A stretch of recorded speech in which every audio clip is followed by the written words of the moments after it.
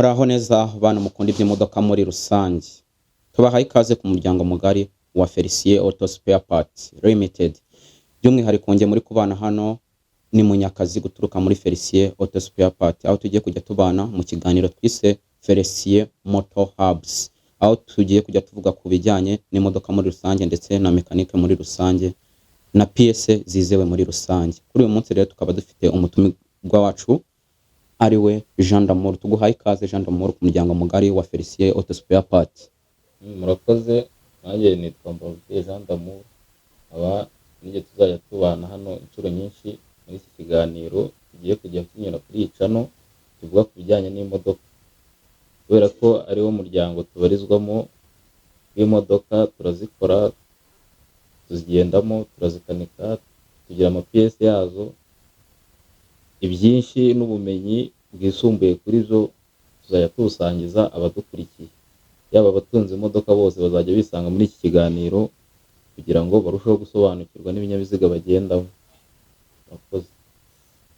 Yego, namwe murakoze kudufasha guha ikaze abantu bacu bagiye kujya bakurikirana ibi biganiro muri rusange ku rubuga rwa Felicien Auto Spare Parts.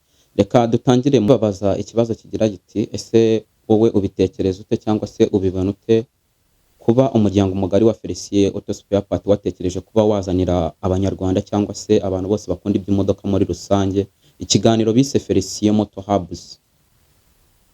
Ubona ko ari ibintu byiza ukurikije naho tekinoloji igeze. Abantu ubona ko bagomba gusobanukirwa n'ibikoresho bakoresha, cyane ko imodoka iri mu gikoresho cyifashishwa buri munsi mu buzima bwa buri munsi mu kazi, kandi zikaba zitunzwe n'abantu benshi.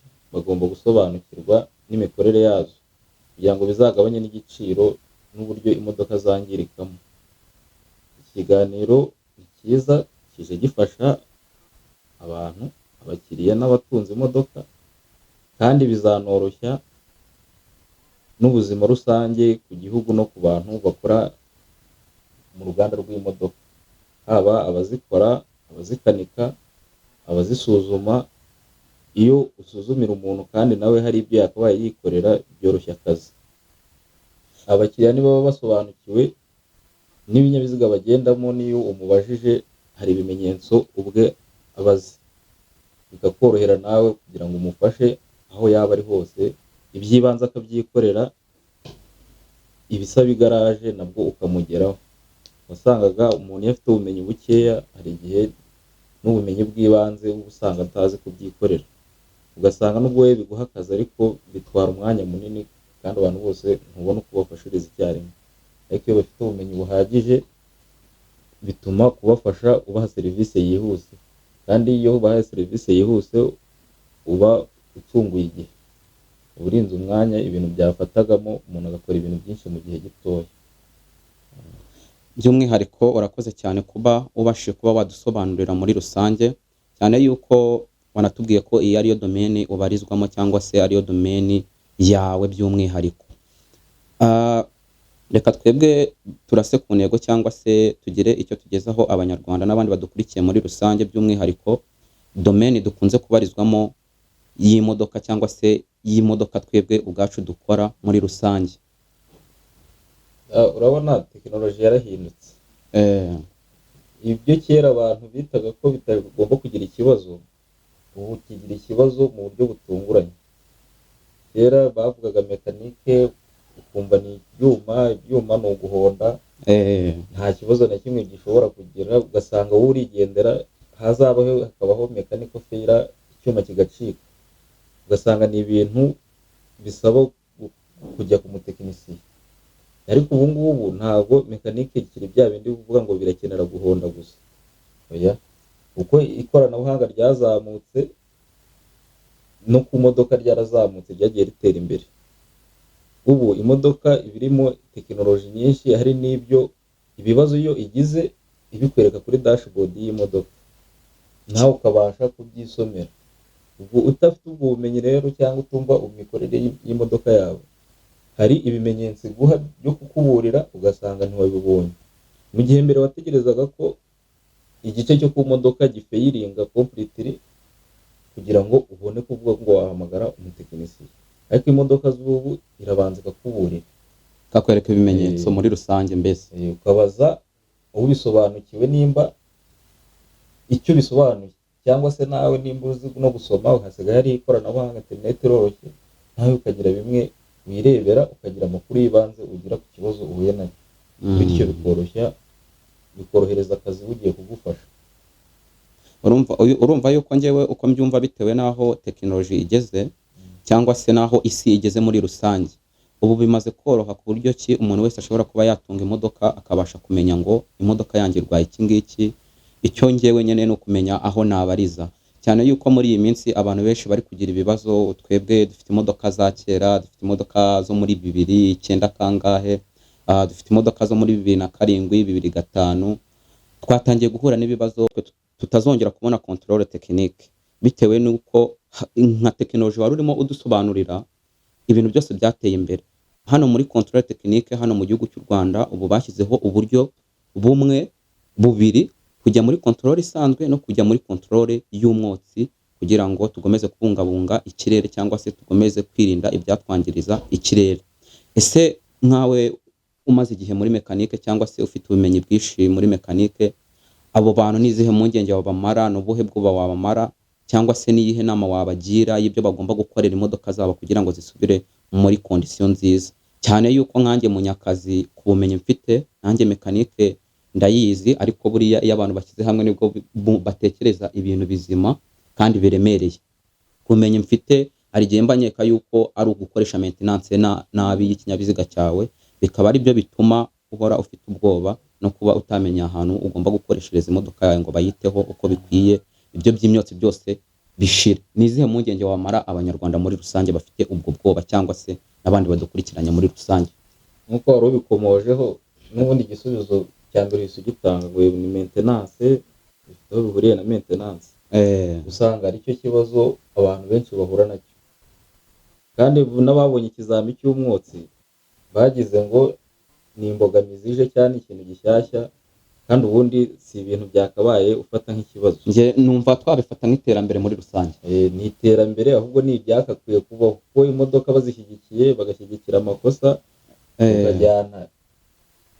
ukagendana ikinyabiziga kiri bukwangize nawe ubwawe, nta kintu byaba biri gufasha mu iterambere ry'igihugu, kuko igihugu cyagiye kizamuka mu nzego zose, no mu bijyanye n'imodoka ntago ariho haba isoko yo kwanduza ikirere, cyangwa ngo hazemo imbogamizi, cyangwa se bisubiza inyuma iterambere ry'igihugu.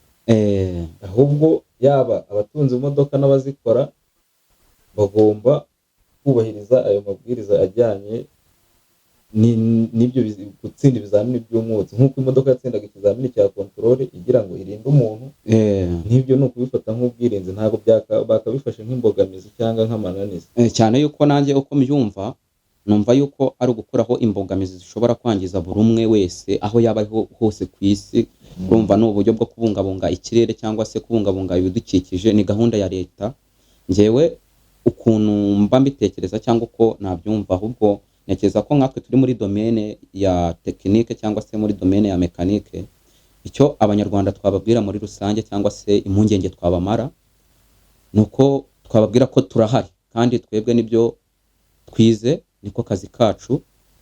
Ntekereza yuko ahubwo twabaha igitekerezo cyo kumenya ahantu bakwiye gukoreshereza imodoka zabo n'ibyo bakeneye ku modoka zabo. Wowe ubyumva ute Jean d'Amour? Urabona uyu ni umuyoboro mwiza w'ahantu bashobora kugenda babona amakuru. Mbere ntabwo wabonaga abantu bafite ubumenyi buhagije bushobora gukora izo modoka, cyangwa se aho kubona isoko y'amakuru, ugasanga utunze imodoka ariko naho wakura amakuru no gusobanurira bizakugora, ugasanga bibaye ikibazo n'imbogamizi muri rusange. Ariko iyo hagenda habaho uburyo bwinshi umuntu ashobora kumenya amakuru y'ibijyanye n'imodoka no kuzitaho, biroroha. Icyo navuga ntabwo ari ugufasha n'umukiriya gusa, ahubwo n'umutekinisiye agomba kumva ko agomba kuzamura urwego, akazamura ubumenyi bukiyongera, cyane yuko ndi kubona muri iyi minsi tekinoloji byo nk'uko twagiye tubikomozaho cyane yabaye ndende, yabaye nyinshi. Amamodokari yariyongeye, ama hybrid, ama full electric, amamodoka ya moteri asanzwe, buri kimwe cyose cyateye imbere muri rusange. None njyewe icyo nakomozaho nanone nkubaza, navuga ni ese cyane cyane ku bantu batunze imodoka z'amayundayi ndetse n'amakiya, nibo bantu nkunze kumva bafite ibyo bibazo, bari kugorwa n'ibyo bibazo, ngo na ahantu ngo turi gukora PS zirahenze ku isoko, ngo naho gukoreshereza hahari, kandi koko mu by'ukuri ugasanga impamvu bavuga ibyo bintu nuko nta makuru bafite ahagije. ni ubumenyi bukeya no kutamenya aho babariza ibintu. Iyo ugize ikibazo udafite uwo ukibwira, nta n'amakuru ufite kuri icyo kibazo, birakugora, cyangwa ugasanga urimo uratanga ubusobanuro cyangwa excuse zidahuye n'ibiri ku isoko, ugasanga ufite ikibazo kandi cyarakemutse kera kubera kutamenya amakuru. Kubera kutamenya ugasanga ntuzi byibura aho ushobora kuba wabariza, ugasanga bigomeje kuba imbogamizi cyangwa se ugomeje gutakaza ibintu byinshi. Rero niyo mpamvu muri Felicien Auto Spare Part nyeka yuko iki ari ikintu kizima bakoze cyo gushyiraho uyu muyoboro wo guhuza abanyarwanda muri rusange, cyangwa se guhuza umukunzi w'imodoka muri rusange, kujya tugira umwanya wo kuganira n'abatekinisiye, ndetse tukagira umwanya wo kuganiriza abakiriya bacu ibyo bagomba gukorera imodoka muri rusange.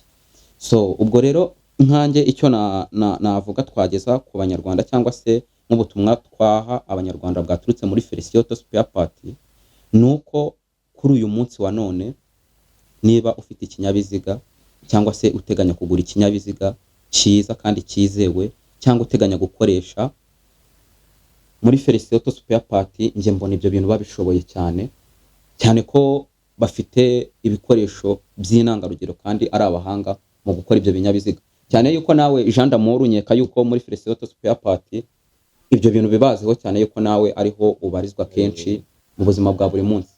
Natwe tujya tugura ibikoresho, ubona ko n'ubundi abantu nuko baba batazi ibintu aho bibera, niko navuga.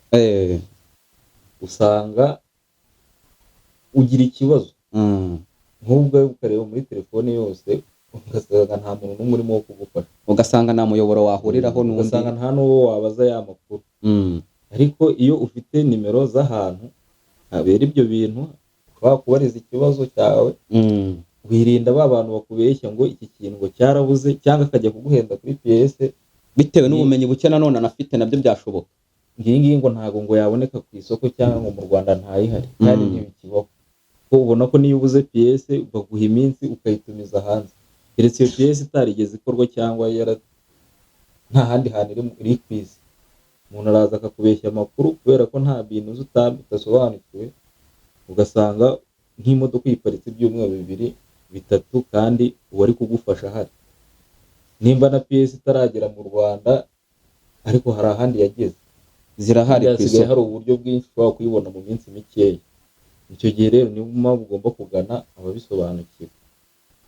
By'umwihariko se urumva hari nk'umuntu ushobora kumva ngo nka Felicien Auto Spare Part, aba bantu bateguye ngo ikiganiro cya Felicien Moto Hubs, ibi bintu bizafasha iki abantu nk'abantu badasobanukiwe cyane cyane. Njye nkeka yuko nk'uru rubuga aba bantu bateguye cyangwa se iyi kampani yateguye, uru rubuga rugomba kujya rufasha umuntu wese muri rusange, kuva ku mwana kugeza ku mukuru, bitewe n'amakuru akeneye ku binyabiziga cyangwa se bitewe na domaine arimo y'ibyo ashaka.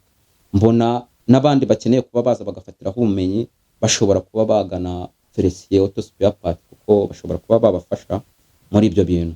Ikindi nakomozaho nkubaza nkawe, hari nk'abantu benshi bashobora kwibwira yuko wenda Felicien Auto Spare Part ari ikintu cy'igihuha kije vuba, kije kivuga ku bintu nyine ako ka mwanya ari cyaduka. Njyewe muri rusange ni igihe kingana gute kimaze ukorana na Felicien Auto Spare Part, uhagurira spare, ubabaza amakuru agendanye n'iby'imodoka muri rusange? Urumva maze igihe kinini cyane, kuko ibi bintu tubimazemo igihe. Firide twayinjiyemo kera, n'imodoka tumaze gufasha ni nyinshi. Urumva maze imyaka myinshi guhera 2019, urumva aribwo hagati aho 2019-2020 ubwo twagiye tuzamuka. Mu Rwanda hakiri spare nkeya cyane, n'uburyo bwo kuzibona ibintu biri hasi, ariko ku mwaka ugenda uza ukabona ibyo wari ukeneye biriyongera cyangwa n'abataka igiciro, kuko abacuruzi bari bakeya. Ubu umuntu yaba afite PS akaguhenda uko ashatse, uko ashatse bitewe n'uko abacuruzi ari bakeya. Amaduka yiyongereye ubwo igiciro kiragabanyuka, ubona ko hari icyo bifashije ku isoko. Ariko nanone uko amaduka aba menshi ntabwo udashoboye we azacuruza, ahubwo uko yabaye menshi hajemo competition, hazamo n'abafite wenda ubumenyi kurenza abandi. hakazamo n'umuntu udafite afite piyese gusa ariko atanasobanukiwe n'aho azigurisha, cyangwa atanabwira n'umukiriya, atamufasha no kumusobanurira imikorere y'iyo piyese. Gucuruza piyese uri n'umutekinisiye byongereye ikindi kintu, bifasha n'abakiriya ku buryo umuntu aba afite garanti. Nimba abantu bakubwira ko bafite igaraje kandi bafite n'iduka, nabo ubwabo ari abatekinisiye, atari ukubona ko bakunda ababosi baraje bashinga amagaraje barigendera batazi uburyo akora. Icyo gihe umuntu agufasha ubona ko wizeye neza ko ibintu ari buguhe byuzuye 100%. Urumva yuko iyo ni serivisi nziza kandi y'ingenzi. Unatumara impungenge wenda cyangwa se umara n'impungenge abantu badukurikirana muri rusange, by'umwihariko abanyarwanda. Numva cyangwa se njyewe ndabizi, nta nubwo mbyumva bavuga ko Felicien Auto Spare Part bari abantu nubwo bacuruza spare part, ahubwo umwihariko wabo bo piyese baguha nuko ariyo iba yangiritse ku modoka yawe. Numva bemeza neza abantu bakoreramo hariya cyangwa se abantu baguriramo hariya, bemeza neza ko ibintu bakora babizi, babyize. Utajyana imodoka ushaka piyese ngo bayiguhe batabanje kugusuzumira. Ibyo bintu koko nawe wabihamya, kuko njya numva abanyarwanda bavuga ngo ikitavuze umuntu umwe aba ari cyo. Twagendera kuri uwo mugani, ariko wenda nawe muri rusange n'imyaka mumaze mukorana ndumva irenga 5 cyangwa 7 hagati aho ngaho, urumva wamara impungenge abantu badukurikiranye muri rusange. Ibyo bintu koko abantu bakora muri Felicien Auto Spare Part baba babifiteho ubumenyi, cyangwa nabo ni abantu baje gusikaminga abanyarwanda by'umwihariko muri rusange? Ukurikije igihe nuko ibintu byagiye bizamuka, imyaka umaze ukora ibintu, umubare w'imodoka zimaze kukunyura mu maso, umubare w'imodoka umaze gufasha, atari iza kera gusa ahubwo izigezweho, ubona ko experience irahari na feedback ziva mu bakiriya. Uko umuntu agenda abakorera ubona ko umuntu itaramutenguha ntabwo yakuvuga nabi. Igihe cyose nakeneye yo piyese, nk'uko nawe ndi umutekinisiye n'uwo nari nyihereje, ubona ko ni akazi karangira. Ushyiriramo umuntu igikoresho ukamuha garanti, ukaba wizeye neza ko ejo kizaba nta kindi kibazo cyagize. Kuko nk'umutekinisiye hari igihe ujya kugura piyese ku iduka runaka bakaguhangika, kandi ingaruka wowe umukiriya azahamagara wowe, ntabwo azahamagara kuri rya duka. Cyane ko wenda urumva yuko nko muri Felicien Auto Spare Part nimba ibyo bintu baba babizi neza nabo babikora, iyo aguhaye ikintu uranamubaza ukamubaza se iki kintu umaye ko nawe ibi bintu bikoramo cyangwa se mubikoramo urama garanti y'igihe kingana iki. Ibyo ari byo byose nawe aba bifiteho ubumenyi, aba agomba guhita agira ate akubwira akavuga ati ndaguha garanti n'iyi bitewe n'iyi piyese nkuhaye kuko nanjye ndayizi nayikoresha. Numva kuko ari umutekinisiye anakubwira ko icyo kintu atari ubwa mbere, nakakumara impungenge, ku buryo nunagira n'ikibazo wa muntu afite aderesi, uzaza umusange hahandi, ntabwo ari abantu bo ku muhanda uvuga ngo bari gukora ibintu badasobanukiwe. Igihe cyose ugize ikibazo urahamagara, haba hari ubufasha ukaba waguhabwa bwihuse, cyangwa se n'imodoka ukagera ku igaraje mu gihe ibasha kwidepurasa bakagufasha. Cyane ko ubu ngubu iduka rifite imikoranire n'igaraje ryiza, icyo gihe bimara impungenge abakiriya. Ariko iyo ujya kugura ikintu utazi n'aho gifungirwa, udafite n'ukigufungira, iyo umutekinisiye uhuye n'umutekinisiye mubi akacyangiza, ubura aho ujya guteza ingabo. Urumva icyo ngicyo aba ari ikibazo n'ubundi, kuko urumva kandi uri gukina n'amafaranga. Icyo gihe no gukina n'amafaranga ndetse n'ubuzima muri rusange. Imodoka uyigendamo kandi nawe uba ukeneye ubuzima, umuntu agufungiye hari ikosa ushobora gukora ku modoka bikaba byakuviramo urupfu cyangwa ubumuga, kuko akenshi agisida ni amahirwe ya kabiri itanga. Niyo mpamvu uba ugomba kwitonda ukamenya uwo ushyira ibintu. Rero aho ngaho kubera ko baguha piyese ayizi, ari n'umutekinisiye azi kureba ubuzima bwayo, akaguha icyizere cy'uko nta kibazo uri bugiriremo. Imodoka urajyamo utwara umuryango wawe ukunda cyane, nuba umuntu aje akagushyiriramo piyese atayizeye, cyangwa ugasanga ntiyanabikoreye ubugome, ahubwo kuko adasobanukiwe n'iyo piyese cyangwa na fonkisiyonoma yayo, usange n'ingaruka niwe ziri kugarukaho cyane akenshi. urumva ingaruka niwe zizaho, biza ku muryango wawe kuko niwe uzakoresha cya kinyabiziga. Icyo gihe niyo mpamvu ugomba kugana ayo maduka afitanye imikoranire n'igaraje, ku buryo bakwizeza ko ibi bintu turabikoze biri mu maboko yacu, kugira ngo bakumare n'impungenge, kandi wizeye ko nta na piyese wawe. cyane yuko ntekereza yuko n'ayo maduka aba afitanye n'imikoranire n'igaraje, akenshi uba usanga atari ba bantu bavuga ngo banza wishyure iyi piyese, ahubwo kubera ko bo baba bazi ibyo bakora, aba ari ba bantu bakubwira ngo piyese niyi irwaye cyangwa se imodoka yawe irwaye iki, turabanza tugikemure wishyure ubona byakemutse. Ntekereza yuko iyo mikorere ariyo tuba dukoreraho akenshi. Urumva nk'abo baje ni ukurwanya ubutekamutwe, cyangwa umuntu bakagufungira ibintu ukaburamo ubusa, mutagiye no gupima uko bimeze, bitewe n'uko utazi na aderese yiwe uko ihagaze, ugasanga ntuzi aho abarizwa.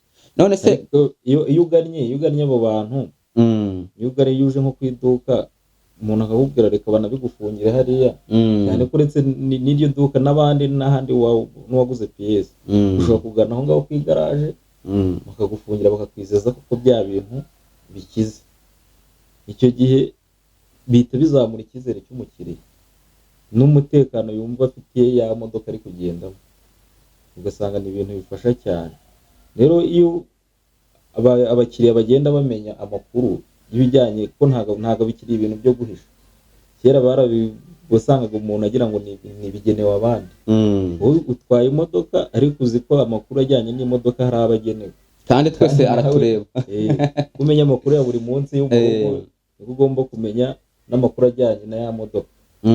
Icyo gihe ibi rero birafasha na wa muntu batuburiraga, iyo akurikiye ibiganiro akumva abantu ko tuzagenda, niko nzagaruka kenshi, tuzajya no muri tekinike dusobanure fonkisiyonoma y'ibintu, yego, dufate amasisiteme amwe n'amwe byoroshye kuyumva uko akora, buri muntu wese sisiteme yabasha kumva, akumva yuko nawe agomba no kuyikontorora. Kugura piyese umuntu atazaza ngana kubeshye ugurishe piyese yo mu ipine, kandi wenda we wari ugize ikibazo imbere mu modoka, cyangwa ugurishe piyese y'inyuma ku modoka, kandi wenda wari ugize ikibazo imbere muri moteri, cyane yuko nk'uko kare wabikomojeho hagiye haherereye buri serivisi cyangwa buri kantu kari ku modoka.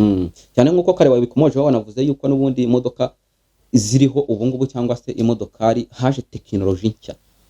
Ubwo urumva yuko nta muntu n'umwe rwose ukwiye kujya abeshywa bitewe n'uko tekinoloji irahari. Ubona ko tekinoloji yose ije ita providing comfort na safety ku bantu.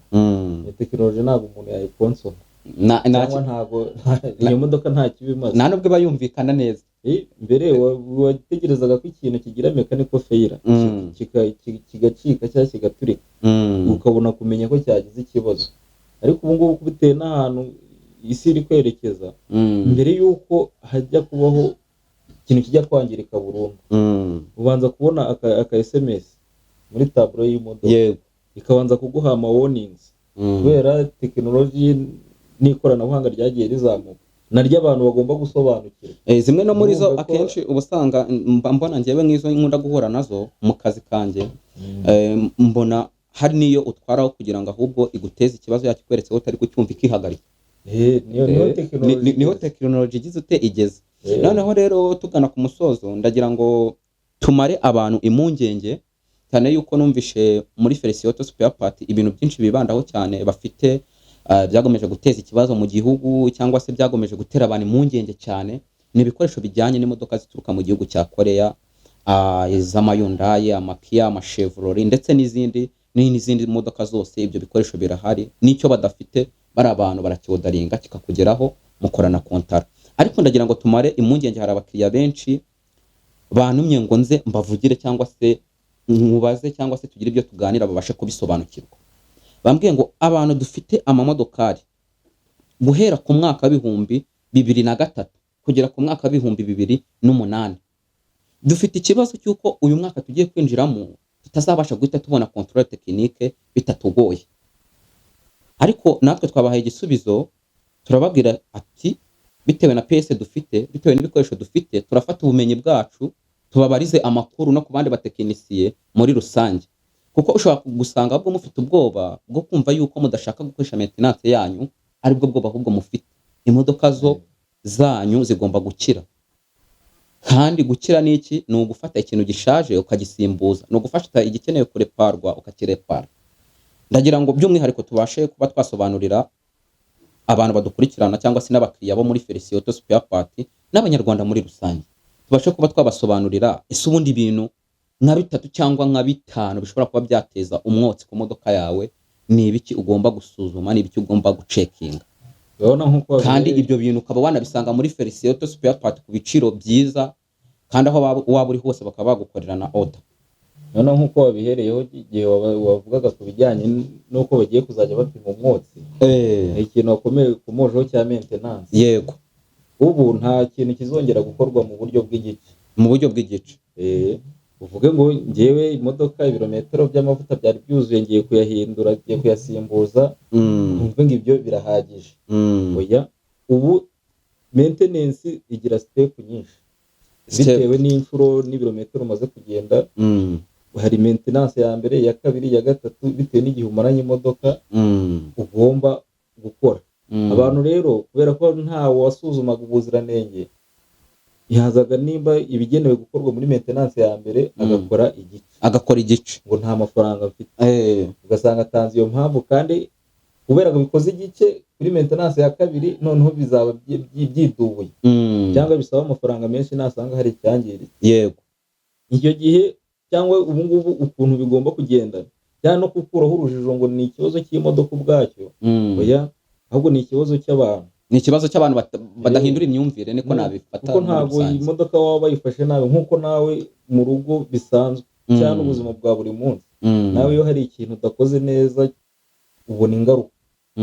Kandi imodoka uko imeze nayo na fonctionnement yayo, imikorere y'imodoka ikora nk'umuntu. Ngiye niko mbitekereza. We ni nako biri. Ikora nk'umuntu. Ubwo icyo gihe nimba uzi ko nawe utarya igice, ugomba kurya, wagira ikibazo ukaba ufite n'ibindi ugomba gukoresha, ukarya indyo yuzuye. Niko nabivuga. N'imodoka nayo maintenance ugomba kuyihereza ibyuzuye. Nk'urugero, nimba ugiye kumena amavuta, yego, iyo ni step ya mbere. Ugomba kubanza gukoresha chemicals zifrashinga engine, chemicals tuzibona twumve n'imikorere yazo. Yego, before yo kumena amavuta ukabanza ugashyiramo izo chemicals zikoza moteri, ugashyiramo amavuta ahwanye n'ubushobozi bwa moteri. Iyo imodoka bitewe n'imbaraga igira cyangwa n'imiterere ya moteri cyangwa se naho yakorewe, ibifite particularity, ifite amavuta yihariye igomba kunywa. Amavuta yihariye yayo nakuvuga ngo ndanywa ayo mbonye. Oya, ntabwo imodoka basukamo ibyo babonye, nkuko n'umuntu atoranya akavuga ngo ngiye ngomba kunywa ibi, umwana anywa ibi, umukuru akanywa ibi. N'imodoka nayo ifite amavuta yabugenewe yayo. Iyo ni step ya mbere. Urumva hari ukuba umoteri wabanje ukayoza, ariko ugashyiramo n'amavuta yabugenewe ubushobozi bw'iyo moteri. Na nyuma yo gushyiramo n'ayo mavuta, hari imyanda iba yagiye mu modoka. Nyuma y'igihe runaka bagomba gufungura strainer cyangwa filtre kayo, ukabanza agakuraho umwanda, cyangwa se tubyite wenda aho amavuta aryama, kugira ngo abantu babashe kubisobanukirwa aho amavuta aryama aruhukira. Icyo gihe naho ugakuramo umwanda waho urimo, ukoga neza, ukongera. Nyuma yo kumena amavuta, iyo imodoka ubona hari ibindi bibazo ifite, hari indi miti yo bita za oil gatex.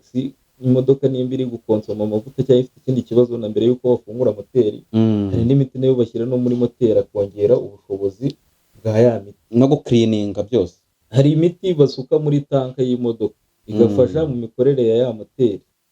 Hari imiti basuka no muri shampoo z'imodoka kugira ngo ireke kuguma kwanduza ikirere. Ari byo biriya wa mugani bituma n'imyotsi iza cyane, icyo bita catalyseur cyangwa se catalytic converter, ariyo miti bita za catalytic cleaner. Niyo ngiyo. Urumva ibyo bintu tuvuze mbere, umuntu yumvaga ko icyo akeneye cyonyine ni ukugenda amavuta ibirometero bambwiye byuzuye, agahita agenda mu yamene hasi ukiremana. Amavuta uyahinduye ntuhinduye filtre, kandi ya filtre yari irimo umwanda. ushyizemo amavuta mashyashya ariko akazayayungurura kabitse wa mwanda wa mbere, ya mavuta yanyuzeho rero ahita ayishyiramo na wa mwanda. Urumva aho bigeze, nta muntu uzongera wenda gukora maintenance y'igiti, kuko umuntu arya indyo yuzuye n'imodoka ugomba kuyikorera ibintu byuzuye. Ibyo bikazakemura ikibazo n'uba wabikoze, nta ikizamini cy'umwotsi ntago cyagutsinda. Ntekereza yuko mugani nkaho ngaho kumoje uvuga ngo maintenance y'ibice ibyo uvuga byo nuko ko hari igihe ubusanga nk'umuntu avuga ngo uyu munsi ngo namenya amavuta ntago ndi buhindure filtri, nzahindura mu kwezi gutaha nongeye kumenya. Nta makosa abantu bagomba gucika, ni imyumvire. Iyo ngiyo ntekereza ko ari imyumvire. Ubwo iyo ni step ya mbere. Twagiye noneho muri step ya kabiri, wenda ibindi bishobora kuba byateza umwotsi cyane muri rusange. Ni urebye iriya miti, kuko essence yinjira cyangwa ikorwa n'iki gihe na diesel ntago ari twe tubikora, no kubikontorora byagorana. Nabo bikora hari standard bifite, ariko babikoze cyane igiciro cyayo kigendera kuri quality yayo bitewe na product nanone zanakoreshwamo naho ikoreshwa. Umuntu afata rero ibyo bintu bitewe n'uko moteri uko iterambere rizamuka, moteri ntago zikihangana uvuge ngo irihanganira ibintu bibi. Oya, iyo habayeho ikosa ikwereka ibimenyetso. Ko rero ayo mavuta abantu banywa usanga hari standard yari afite, ariko kugira ngo zuzuze cyangwa zihwane n'ubuzima moteri ikeneye, hari ibindi bintu umuntu agomba kongeramo. Rero iyo miti yo igenda yongera ubushobozi bwa ya diesel, bw'ayo mavuta, by'ibyo byose bikoreshwa, abantu bagomba kuyumva nk'ibintu bisanzwe cyane ko ntayikoresha kuko imodoka yagize ikibazo, ahubwo we buri gihe yumve nyuma y'igihe runaka injectors zikora buri munsi zizakenera cleaning, akabikora atari uko habaye ikibazo, akabikora mbere y'uko ikibazo kigaragara, akirinda ikibazo akagikumira. Ntekereza yuko ibyo usanga n'imyumvire abantu baza gukoresha imodoka ari uko yagize ikibazo yahagaze. Urumva yuko ibyo byose kujya kwisuzumisha, ibyo byose ni ibintu bigenda bikora systeme z'imodoka mu muhanda, cyangwa se bituma imodoka ziva mu muhanda, cyane yuko wenda turanabizi yuko na leta yacu cyangwa n'izindi leta ibi bintu bashyizeho bya control rwose ni ibintu byo kubungabunga abantu bose muri rusange, n'abantu bose muri rusange birandeba nawe birakureba. Njyewe rero numva tudatinze muri byinshi cyane yuko n'umwanya uri kugenda uba muto kugira ngo abantu bagende no mu kandi kazi. Ndumva inama twaha abanyarwanda muri rusange n'abandi badukurikiranye, iki kiganiro wowe uri kukireba tugiye kujya tukikugezaho uko bishoboka, cyangwa se uko twashoboye tubagire inama muri rusange, ndetse tugende tubazanira n'abakiriya bamwe na bamwe tugenda dukemurira ibibazo bigakemuka, bakumva rwose bari comfortable yacu yo kuba badupresenta n'abandi bantu, ibintu bikagomeza kugenda neza. Ibyo bikoresho ntekereza yuko hano mu Rwanda birahari, kandi no ku rubuga rwa Felicien Auto Spare Parts ibyo bikoresho barabifite cyane. Ku muntu waba ubikeneye yabahamagara cyangwa se akaba yabagana bakamufasha, cyane ko imbuga Felicien Auto Spare Parts ibyo bintu kose biriho, nizo mbuga dukoresha. Location rero dukoreraho ni Gikondo CGM ndetse na Nyamirambo. Hari ikindi rero wifuza ko twazagukoreraho cyangwa twazakuganirizaho, wazatwandikira muri comment. Ye mwari kumwe, amazina ni Munyakazi. Reka duhe ikaze Jean d'Amour nawe abasezera. Murakoze, naye ndabashimiye, mwakoze kubana natwe badukurikiye, namwe mwateguye iki kiganiro. Ni cyiza, kizafasha abanyarwanda muri rusange, mugire amahoro y'Imana. Wakoze cyane. Murakoze.